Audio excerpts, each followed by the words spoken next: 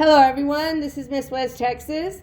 I hope today finds you all safe, healthy, happy, abundant, and prosperous. So I just wanted to say thank you again to all our subscribers and how much we appreciate your support. It means so much to us. We are so very grateful for each and every one of you. So thank you. And I wanted to ask the question, do you think that the economy is going to get better, or do you think that it's just going to get worse? Let me know your opinion in the comments. So I personally, this is my personal opinion, I do trust the new administration. I think they're getting to the bottom of things, and I do think it will start to improve. But like some things, it might have to get worse before it gets better. So hopefully not, but we'll see.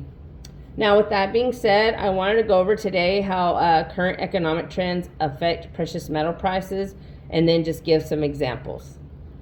So let's just jump right into it. Current economic trends have a significant impact on precious metal prices. And then here are some key factors, okay? So inflation. Precious metals like gold and silver are often seen as hedges against inflation. When inflation rises, the value of fiat currencies tends to decrease, making precious metals more attractive. Interest rates. Central banks' monetary policies play a crucial role. Lower interest rates make traditional savings less appealing, driving investors towards precious metals. Conversely, high interest rates can reduce demand for those assets. Geopolitical tensions. Global uncertainty, such as conflicts or trade disputes, often lead investors to seek safe haven assets like gold. So, for example, the recent geopolitical issues have pushed gold prices to record highs. We're currently experiencing this with these tariffs and,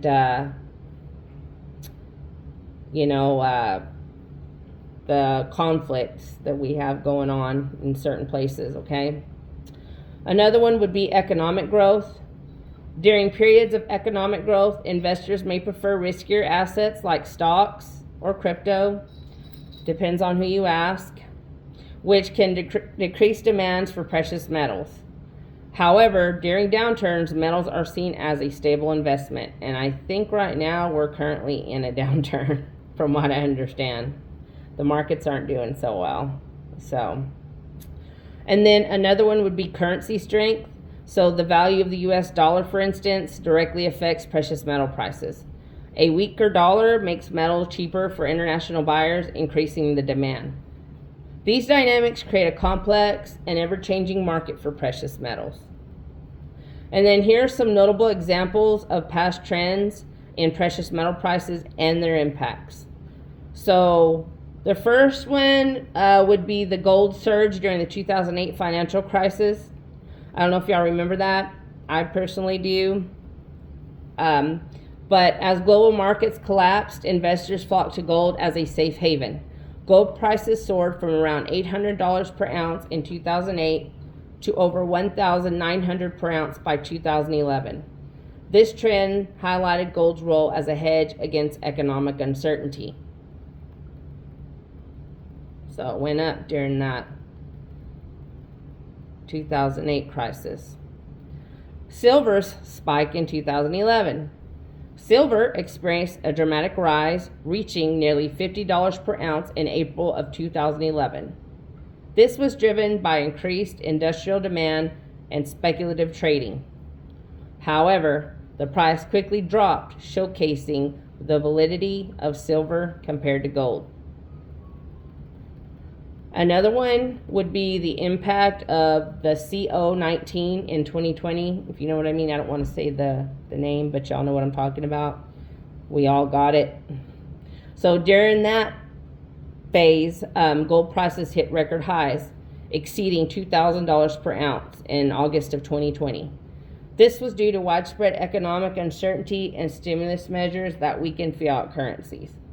So all of those stimulus checks that were being handed out, back at that time, were just weakening our dollar. Another one would be the 1980s gold and silver boom. So in the early 1980s, gold and silver prices skyrocketed due to inflation fears and then geopolitical tensions. Gold reached $850 per ounce, and then silver hit $49.45 per ounce.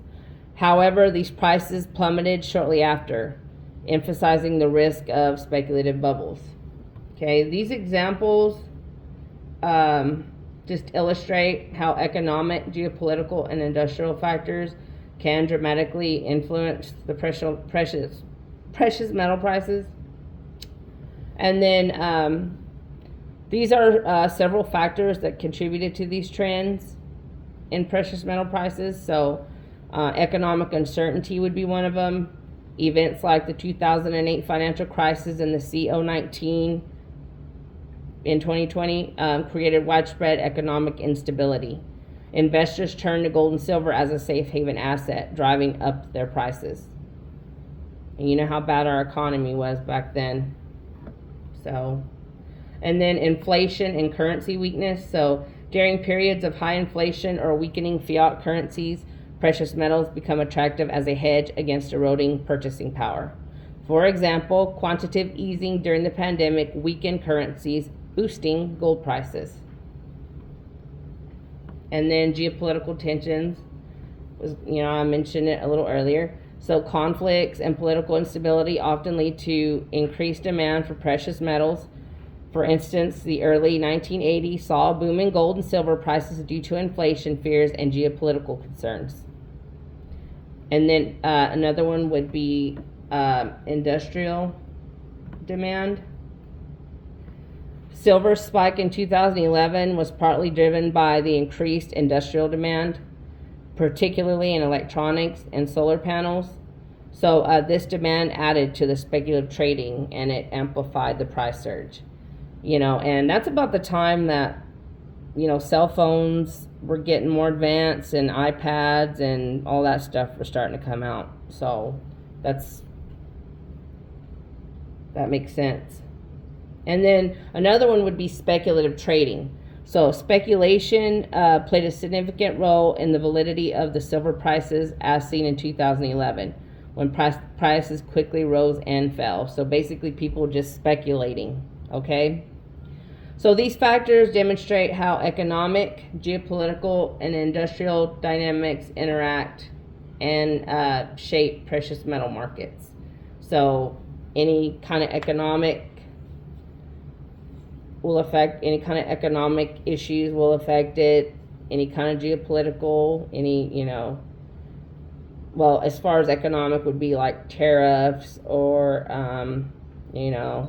weakened dollar, stuff like that. And then geopolitical, of course, would be conflict. And then industrial would be parts needed, parts made out of silver and gold for electronics, okay? So I hope you learned something from this video. I know I sure did when I researched this.